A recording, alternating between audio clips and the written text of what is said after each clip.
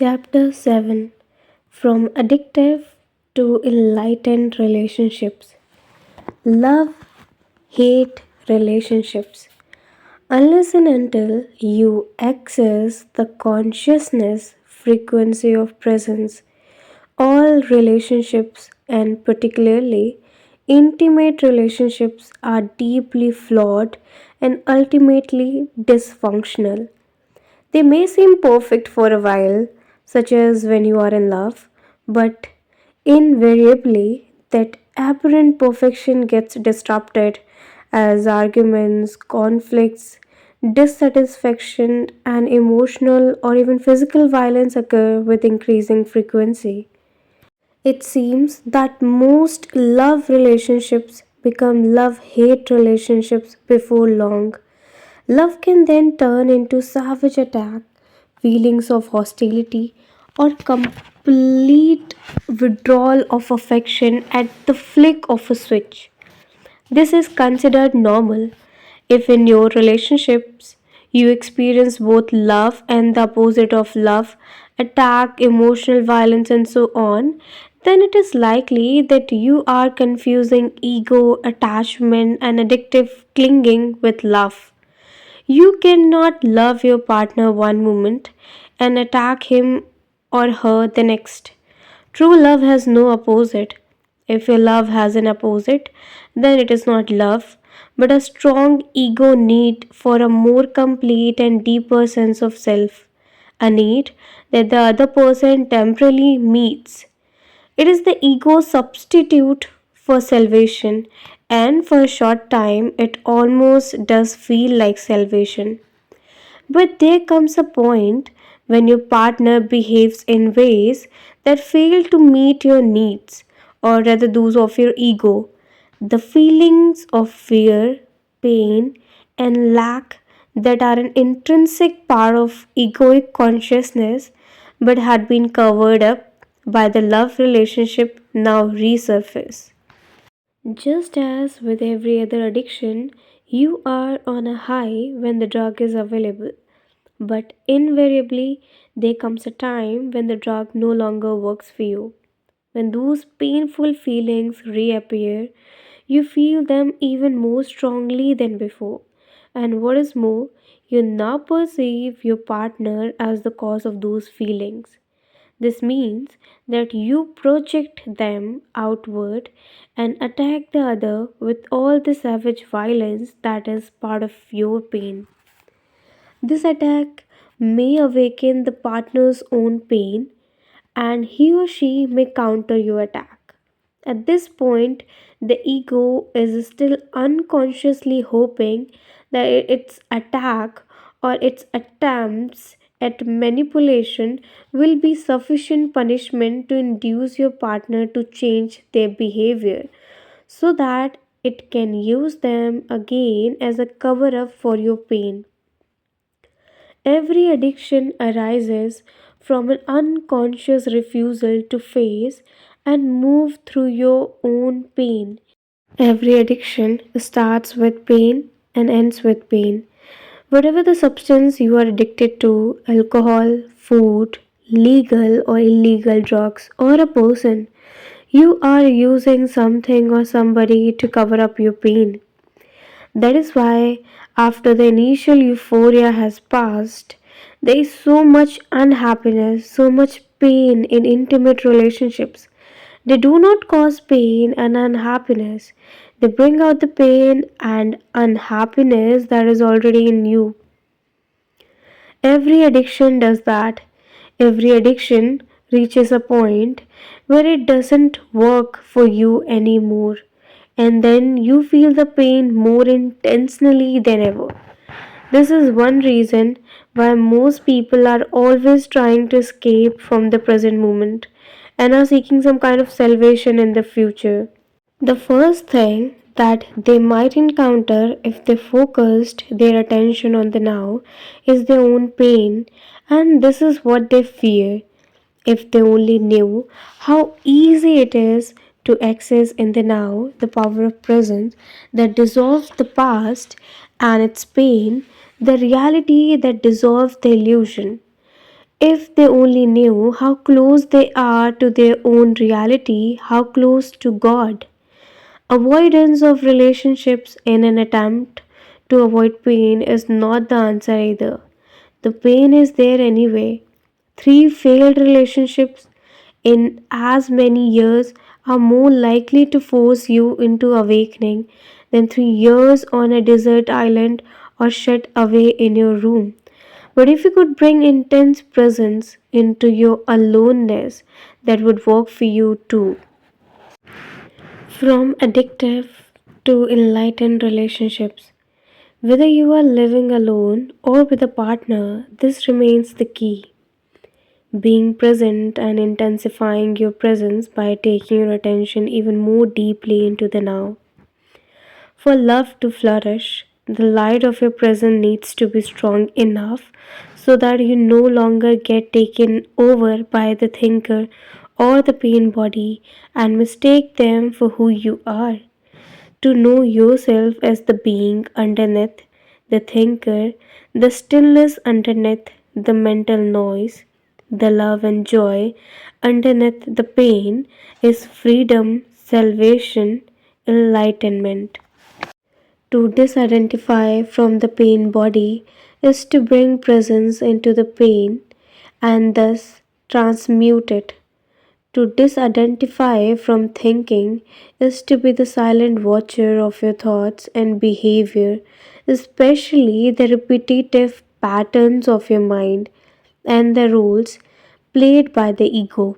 If you stop investing it with selfness, the mind loses its compulsive quality, which basically is the compulsion to judge and so to resist what is, which creates conflict, drama, and new pain. In fact, the moment that judgment stops through acceptance of what is, you are free of the mind. You have made room for love, for joy, for peace. First, you stop judging yourself, then, you stop judging your partner. The greatest catalyst for change in a relationship is complete acceptance of your partner as he or she is without needing to judge or change them in any way. That immediately takes you beyond ego. All mind games and all addictive clinging are then over. There are no victims and no perpetrators anymore, no accuser and accused. This is also the end of all codependency of being drawn into somebody else's unconscious pattern and thereby enabling it to continue. You will then either separate in love or move even more deeply into the now, together into being. Can it be that simple? Yes, it is that simple. Love is a state of being. Your love is not outside, it is deep within you. You can never lose it, and it cannot leave you. It is not dependent on some other body, some external form. In the stillness of your presence, you can feel your own formless and timeless reality as the unmanifested life that animates your physical form. You can then feel the same life deep within every other human and every other creature. You look beyond the veil of form and separation. This is the realization of oneness. This is love. Although brief glimpses are possible, love cannot flourish unless you are permanently free of mind identification and your presence is intense enough to have dissolved the pain body. Or you can at least remain present as the watcher. The pain body cannot then take you over and so become destructive of love. Relationships as a spiritual practice, as humans have become increasingly identified with their mind, most relationships are rooted in being and so turn into a source of pain and become dominated by problems and conflict. If relationships energize and magnify egoic mind patterns and activate the pain body as they do at this time, why not accept this fact rather than try to escape from it? Why not cooperate with it instead of avoiding relationships or continuing to pursue the phantom of an ideal partner as an answer to your problems or a means of feeling fulfilled? With the acknowledgement and acceptance of the facts also comes a degree of freedom from them. For example, when you know there is a disharmony and you hold that knowing, through your knowing, a new factor has come in, and the disharmony cannot remain unchanged. When you know you are not at peace, your knowing creates a still space that surrounds your non peace in a loving and tender embrace and then transmutes your non peace into peace. As far as inner transformation is concerned, there is nothing you can do about it. You cannot transform yourself, and you certainly cannot transform your partner or anybody else. All you can do is create a space for transformation to happen, for grace and love to enter. So, whenever your relationship is not working, whenever it brings out the madness in you and in your partner, be glad. What was unconscious is being brought up to the light. It is an opportunity for salvation. Every moment hold the knowing of that moment, particularly of your inner state. If there is anger, know that there is anger. If there is jealousy, defensiveness, the urge to argue, the need to be right, an inner child demanding love and attention, or emotional pain of any kind, whatever it is, know the reality of that moment and hold the knowing. The relationship then becomes your sadhana, your spiritual practice. If you observe unconscious behavior in your partner, hold it in the loving embrace of your knowing so that you won't react. Unconsciousness and knowing cannot coexist for long. Even if the knowing is only in the other person and not in the person who is acting out the unconsciousness, the energy form that lies behind hostility and attack finds the presence of love absolutely intolerable. If you react at all to your partner's unconsciousness, you become unconscious yourself. But if you then remember to know your action, nothing is lost. Never before have relationships been as problematic and conflict ridden as they are now. As you may have noticed, they are not here to make you happy or fulfilled. If you continue to pursue the goal of salvation through a relationship, you will be disillusioned again and again. But if you accept that the relationship is here to make you conscious instead of happy, then the relationship will offer you salvation and you'll be aligning yourself with the higher consciousness that wants to be born into this world. For those who hold on to the old patterns, there'll be increasing pain, violence, confusion, and madness. How many people does it take to make your life into a spiritual practice? Never mind if your partner will not cooperate. Sanity, consciousness can only come into this world through you. Do not need to wait for the world to become sane or for somebody else to become conscious before you can be enlightened. You may wait forever. Do not accuse each other of being unconscious. The moment you start to argue, you have identified with the mental position and are now defending not only that position but also your sense of self. The ego is in charge. You have become unconscious. At times, it may be appropriate to point out certain aspects of your partner's behavior.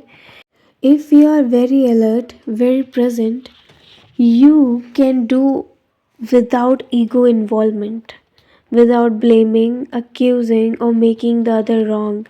When your partner behaves unconsciously, relinquish all judgment. Judgment is either to confuse someone's unconscious behavior with who they are or to project your own unconsciousness onto other person and mistake that for who they are. To relinquish judgment doesn't mean that you do not recognize dysfunction and unconsciousness when you see it. It means being the knowing rather than being the reaction and the judge. You will then either be totally free of reaction or you may react and still be the knowing, the peace in which the reaction is washed and allowed to be. Instead of fighting the darkness, you bring in the light. Instead of reacting to delusion, you see the delusion yet at the same time look through it. Being the knowing creates a clear space of loving presence that allows all things and all people to be as they are. No greater catalyst for transformation exists. If you practice this, your partner cannot stay with you and remain unconscious. If you both agree that the relationship will be your spiritual practice, so much the better. You can then express your thoughts and feelings to each other as soon as they occur or as soon as a reaction comes up, so that you do not create a time gap in which an unexpressed or unacknowledged emotion or grievance can fester and grow. Learn to give expression to what you feel without blaming. Learn to listen to your partner in an open, non defensive way. Give your partner space for expressing himself or herself. Be present, accusing, defending, attacking, all those patterns that are designed to strengthen or protect the ego or to get its needs met will then become redundant. Giving space to others and to yourself is vital. Love cannot flourish without it. When you have removed the two factors that are destructive of relationship, when the pain body has been transmuted and you are no longer identified with mind and mental positions, and if your partner has done the same, you will experience the bliss of the flowering of relationship.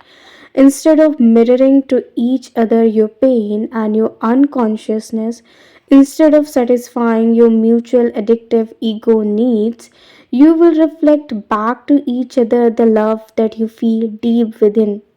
The love that comes with the realization of your oneness with all that is. This is the love that has no opposite. If your partner is still identified with the mind, and the pain body while you are already free, this will represent a major challenge, not to you but to your partner. It's not easy to live with an enlightened person, or rather, it is so easy that the ego finds it extremely threatening. Remember that the ego needs problems, conflict, and enemies to strengthen the sense of separateness on which its identity depends. The unenlightened partner's mind will be deeply frustrated because its fixed positions are not resisted, which means they'll become shaky and weak, and there is even the danger that they may collapse altogether, resulting in loss of self. The pain body is demanding feedback and not getting it. The need for argument, drama, and conflict is not being met. Give up the relationship with yourself. Enlightened or not, you are either a man or a woman, so on the level of your form identity, you are not complete. You are one half of the whole. This incompleteness is felt as male female attraction, the pull towards the opposite energy, polarity, no matter how conscious you are. But in that state of inner connectedness, you feel this pull somewhere on the surface or periphery of your life. This doesn't mean that you don't relate deeply to other people or to your partner. In fact, you can relate deeply only if you're conscious of being. Coming from being, you are able to focus beyond the veil of form. In being, male and female are one. Your form may continue to have certain needs, but being has none. It is already complete and whole. If those needs are met, that is beautiful, but whether or not they are met makes no difference to your deep inner state.